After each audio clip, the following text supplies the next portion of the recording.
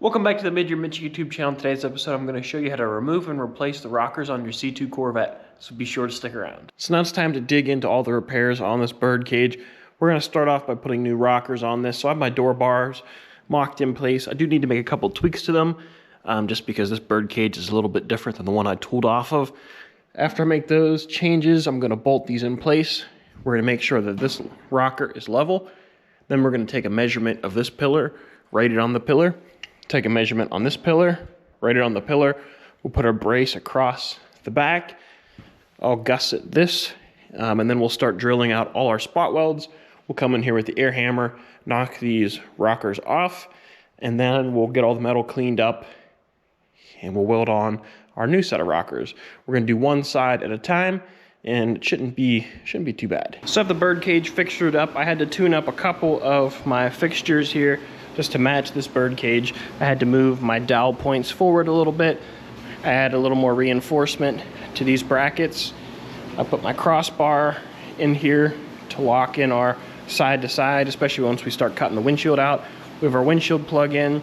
Then I have a support bar between the two rear pillars. So overall, it's all tied in pretty well. Let's put my little angle finder on the rocker. I put it here. I put it here. And I checked back here. You can check as many spots as you want, but I just marked it on the part so that way I know what is what. So now it's time to go ahead and start drilling out the spot welds. A lot of the time you can feel them, or you can see a little bit of slag or some metal sticking up. I think this one's detached. There's one back here. There's normally like 5. You can look in the assembly manual. They did kind of it's kind of like a dice where they do 1, 2, 3, 4, 5. So I'm just gonna go ahead and start drilling these out. I bought some new drill bits. I'm gonna work on pulling all of these out, and then we'll finish it off with the air hammer. I will have to take off these cowl pieces to get to the spot welds in here, but that's okay. We'll leave the door bars in as long as we can, just to keep everything stiff.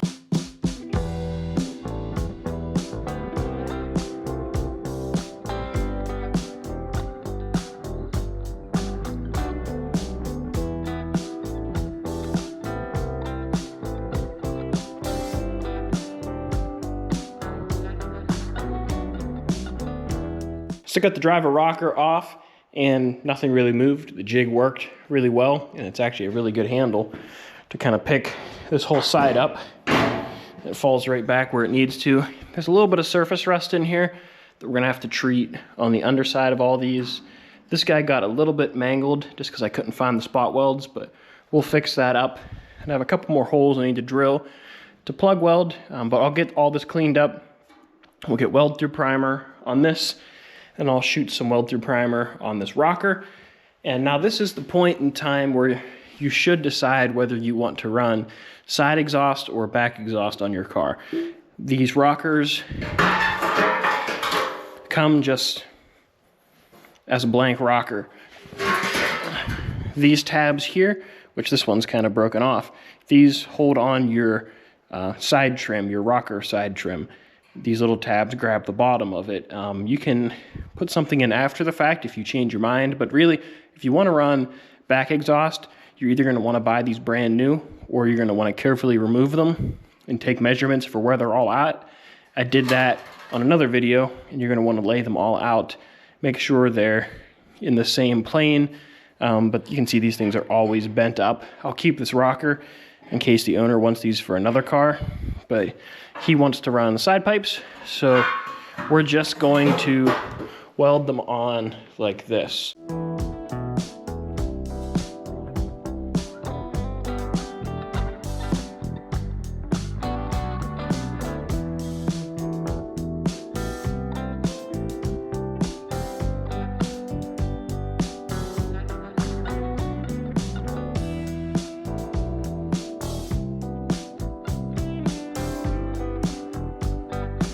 So the new rocker in place, I put some weld through primer on both mating surfaces before I set it down, and I'm happy with the way it's fitting. I'm not just trusting my jig, I'm doing some double checking. I made some marks on here where I want the 0 point to be for my angle finder. I did that here. I wrote my measurements down and I checked it here. Now I wasn't totally happy. It was about 2 degrees off. I think you could have some variance in your jig, especially if you weld, things can move. So I had this tightened down on the Birdcage and it fit perfect. I took this measurement and then I went, took it apart, and then as soon as I put the new rocker on, it was too far this way. I could tell by looking at the gap over here that it was too wide. So I loosened this bolt a little bit. I put a clamp on my jig and I'm pushing against there so I could get it exactly where I wanted to, put a clamp on it, and that's good. So it's good to have multiple ways to check what you're doing. That'll help you from making a mistake. So I'm happy with the way this fits. All my measurements line up. So I'm gonna go ahead and put some welds in this side of the rocker, same on the front. I'm not gonna fully weld it in, but I'll get it most of the way there. In case something needs to be changed, I can change it. But we're gonna get this one locked in, then we'll check, and then we'll do that one, get it caught up to this point. And then I think we'll put the doors on it and get them latching and just make sure that I'm happy with that. And then we'll full weld it. And we're gonna need to put the doors on it to replace the gutters and to fix that side of the windshield. So it all just makes sense. But I wanna get this welded enough that I can take these door bars out to check a door.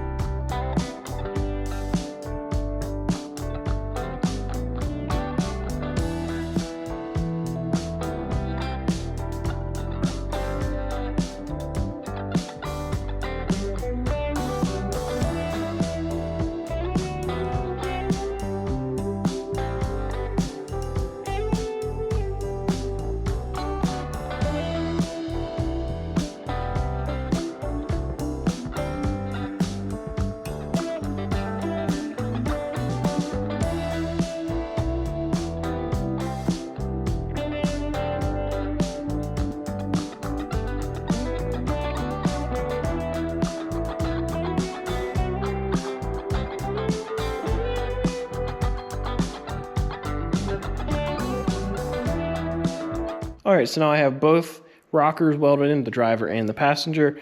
And I just have the corners that I can easily get to right now just to hold it in place enough. All the measurements lined up for what we took originally, and it fits in the jig.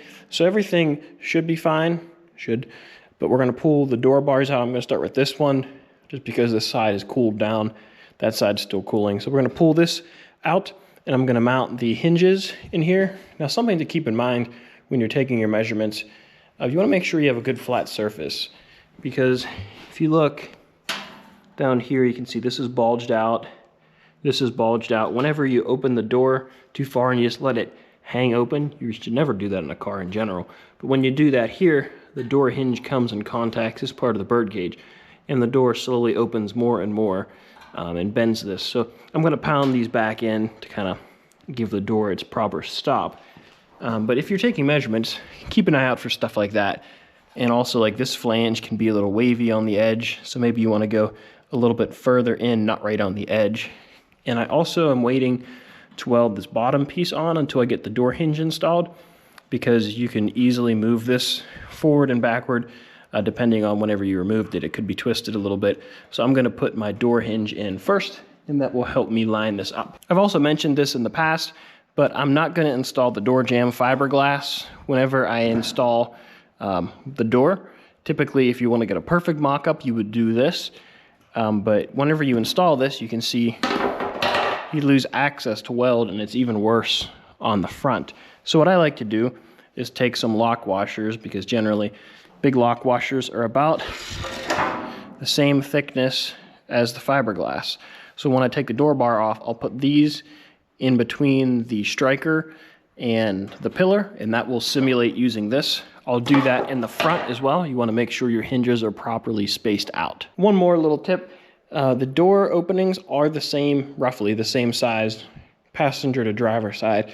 The only difference is the Z-bar comes through here and it laps over here, where on the driver's side it goes up high, kind of underneath this little brace. And if you're welding in a bar, that doesn't matter. Or if you're mounting it different than mine, again, that doesn't matter. But if you weren't paying attention, and say you needed to build a bar for the driver's side based off of the passenger side, and you're mirroring it to move it over there. Well, if you look, I have 2 lock washers welded together on the edge of mine. If you take a measurement from this lock washer to that flange, it's the same as that bar, but I had to move this plate back a little bit to give me clearance because the Z-bar overlaps on top of this. So if you weren't paying attention and you made a bar like this, you could be an 1/8 inch off. This side could be a little bit longer than that side, if you see what I'm saying. So you have to be careful about, you know, where you're taking your references and understanding how the whole system works. So it's just something to keep an eye on. I gave myself a note that I made this one 1/4 inch short, so I always had +1/4, but I finally decided to weld something on there when I retooled this. Okay, so now I'm gonna pull that bar off and we'll hang some doors.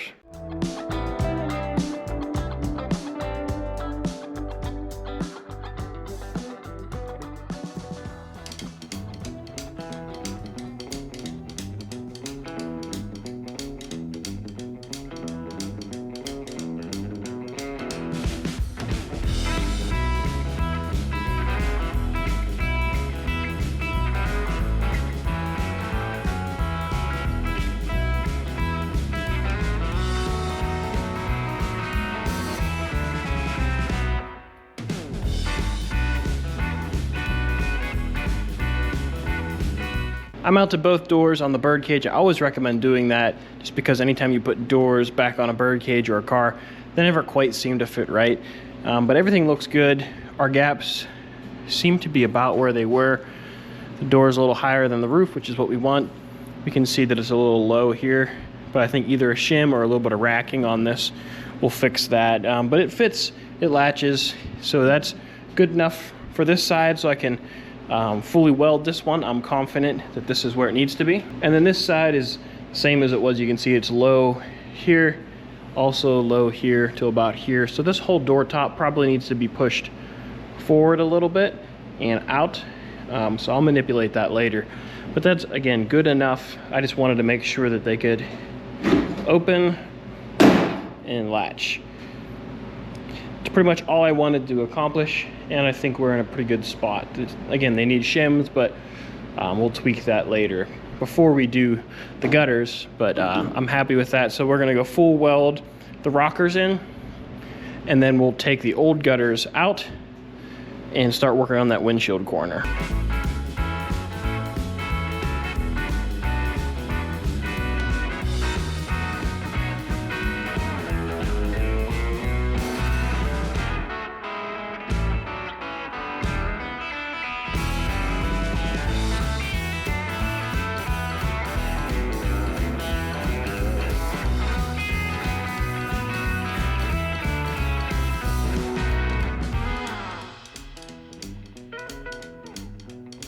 So I'm like 90% finished welding the rockers on the Birdcage.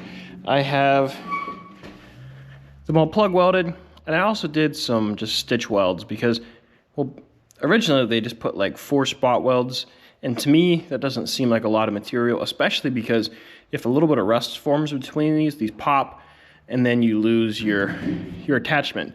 So what I do is I clean all the rust, treat it. We put weld through primer in there, but I also put some stitch welds here because I feel like a weld that's like 1 inch long is way better than a couple plug welds, and I'm not the best plug welder. So I still need to grind the welds. I still need to probably touch up a couple areas, but you can see I put nice big stitch welds down here just to make sure everything's locked in place. We don't want anything to move. But I'll do the finish welding whenever I pull the doors off, pull the Birdcage off of this. It's a little hard to get into here, and I like to finish the Birdcage out because I'm going to have some areas to touch up for the gutters and do a bunch of grinding. So I'll do that later, but for this purpose of this video, this is pretty well wrapped up. Both doors are hinging and latching, and they need some work. So the next video we're going to talk about something that a few people have asked me that I just never did a video on, is how to get doors to fit. I'm going to talk about some tips to get coupe doors to fit, because you can see this one doesn't really fit, but we'll get it there. It'll be okay. So we're going to work on that because I want to get the doors to fit before we tackle the gutters, because if the door fits these gutters, then that means we need to make the new gutters fit the doors. So it's less guesswork, is essentially what I'm saying. So we're going to play around with that, and then we'll work on the windshield frame. So apologize, the shop's a little bit of a mess, but I have like 3 videos in process and I'm hustling here. So that will be next week. Also, a couple quick tips that a friend asked me about. He said, I'm working on a car and I noticed there's a difference between the measurement on this side to that side. What do I do? Do I make them both the same, or do I make them match? And I believe they're within like an 1/8 inch or so. And in his case, I told him, just leave it the way it is whenever you replace the rockers.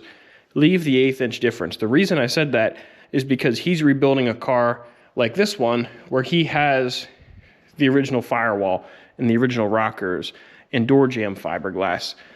He also has the original front end and back end and doors to that car. So if you make that car exactly as close as you can, exactly the way that it was originally, you're more likely to have all your panel gaps line up.